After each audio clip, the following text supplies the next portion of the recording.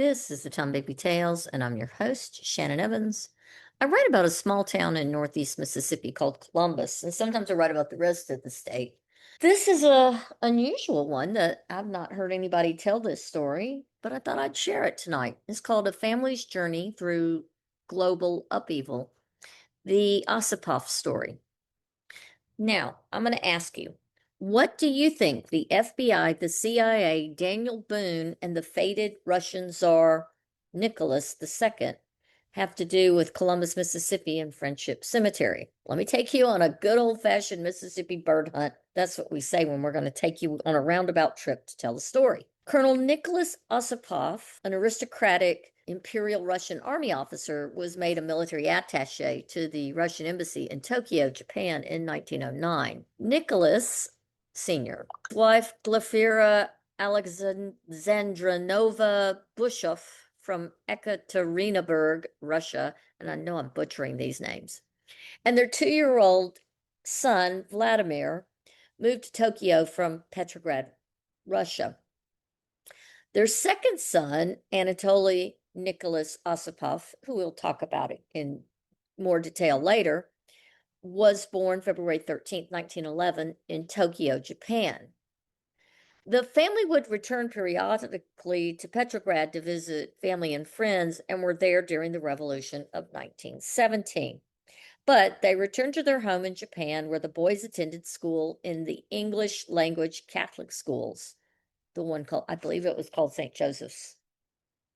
The children were fluent in Russian, Japanese, and English. A daughter was born in 1921, and the family had a summer home near Mount Fuji, and they were fortunately there when the Great Tokyo earthquake and the following follow-up of fires of 1923 struck, fortunately. Colonel Ossipoff then took the family directly to Kobe to extricate the family from the disaster while he remained behind at his post attached to the now destroyed Russian embassy.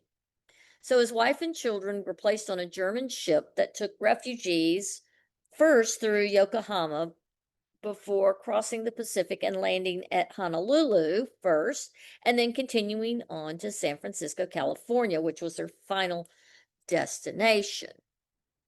Now, their father remained behind, of course, and was to join them soon, or so he planned, as they knew they couldn't go back to Russia after the Bolshevik Revolution, because Ossipoff was already on thin ice in Japan. However, the Japanese government at the time was very anti-communist and allowed the Tsarist diplomats to remain countryless, essentially, but in their embassy. Dmitry Abrikosov was the charge d'affaires from 1921 to 1925 when Ossipoff was there, and they were Tsarists. But they were replaced when Viktor Kopp was sent by the new Russian communist government to run the consulate after the Japanese finally signed a treaty with the new Soviet government. Now, Kopp's sole purpose for being there for the Russian communist government was to prevent Japan from allying with China and getting caught up in nationalism. Now, Kopp was tasked with weakening the Japanese imperialist powers and creating the Japanese Communist Party leadership from the newly born Japanese Communist Party.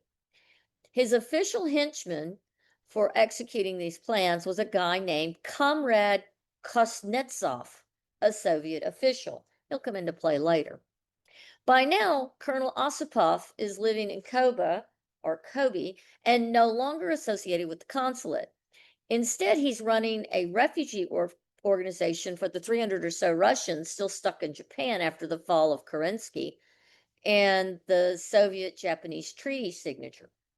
By now, his wife and children are clearly settled in California, and according to the Brooklyn Eagle May 12, 1925 edition, as well as the New York Times edition of that year, Ossipoff was extremely well respected and very well liked by the local expat community and the Japanese community there in Koba. He continued to be loyal to the Tsar and ignored and refused all overtures from the Bolshevik leadership of Kuznetsov and Kopp and others to join them. However, the noose was tightening around this former attaché as they suspected him of harboring documents for the White Movement, which was a group of anti communist, pro Tsarist former military who were trying to get into Manchuria and use the Chinese to help overthrow the Bolsheviks. On April 12th, 1925, it's reported in both the American and the Canadian papers, meaning the Brooklyn Eagle, the Montreal papers, and the New York Times, and others across the world, that 50-year-old Nicholas Ossipoff went to the home of a 30-year-old Lumila Hutaref and her mother to proclaim his love for Lumila. Now, Lumila was the sister of one of the attachés, but it's not clear which. From my reading, it would appear that she's Kopp's sister. She allegedly spurred his advances and said she didn't love him, and he drew a pistol and shot her once in the abdomen, but not fatally. She does recover. He then turns the pistol on himself and, with no witnesses present, shot himself not once in the head, but twice in the head. This is reported by good old comrade Kuznetsov, the only Soviet official at that time in Tokyo, that it was a murder-suicide. Now, his family in the U.S. was led to believe it was an unfortunate accident, and that is how they refer to it. Was it, though, or was it a planned assassination by the new Soviet regime? Remember, Ossipoff at that time still circulated in aristocratic and influential circles of Europeans, Russians, and Japanese diplomats in and around Tokyo. So he was very well respected, and everyone was clearly in absolute shock and denial. One, that he would be stalking a young woman, that was just totally out of character, that he would be in love with a young woman, a married man, and that he would murder her or attempt to murder her before turning the gun on himself. None of it just added up. More questionable, they asked, how did he shoot himself twice in the head when both shots on their own would each be fatal? The family never apparently got closure, and the children picked up their own lives in California, as did their mother. The family became U.S. citizens just 2 years later in 1927. Both boys attended Berkeley High School.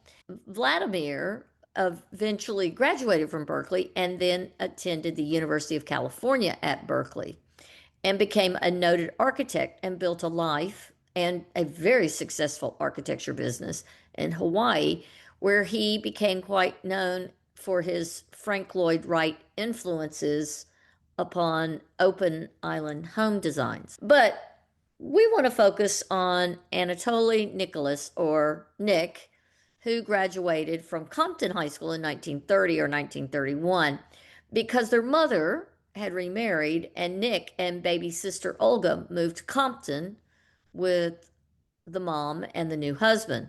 Unfortunately, the marriage didn't work out, but Olga continued to support the family as a janitor until she had a better mastery of English, and then she began teaching Russian language at various schools.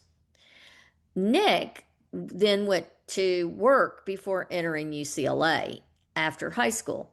He married a young woman named Carolyn Boone Schmidt in 1935.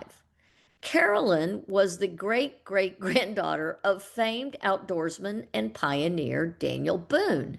In the 1940 census, Nick, Carolyn, and 2-year-old daughter Nina are living with Carolyn's parents, and Nick is attending UCLA. He is also working as a photographer. By the 1950 census, Nick is found again in public records and is listed as an FBI agent in Los Angeles. But 2 years later, he has been recruited by the CIA, another 3-letter organization, and the family has moved to Japan, where he's stationed with the U.S. consulate. It is there in 1954 that their daughter, Nina, who was working in Tokyo for the civil service, met Columbus, Mississippi native Archie Galt. They married in Tokyo in the American consulate in 1956 and eventually returned to Mississippi and made Columbus their home. When Archie returned to Columbus, he went to Mississippi State, where he graduated with a business administration degree in 1962 while working at his father's cafe, and he and Nina had two children. Anatoly Nicholas's wife, Carolyn, Nina's mother, died in Columbus in 1985. Nicholas died in California a year later, and he was brought back and buried beside his wife in Friendship Cemetery here in Columbus, Mississippi. Now, as a side note, Anatoly Nicholas's son-in-law, Archie Galt, worked for Columbus Warehouse and Storage for many years as manager, vice president, and then owner until 1995. Archie and Nina had three sons, Scott, Patrick, and Nick. And that is how Daniel Boone, the FBI, the CIA, and the fated Russian Czar Nicholas II are connected to Columbus, Mississippi, and Friendship Cemetery. I want to thank you for coming on my show, Tom Bigby Tales. Until next time.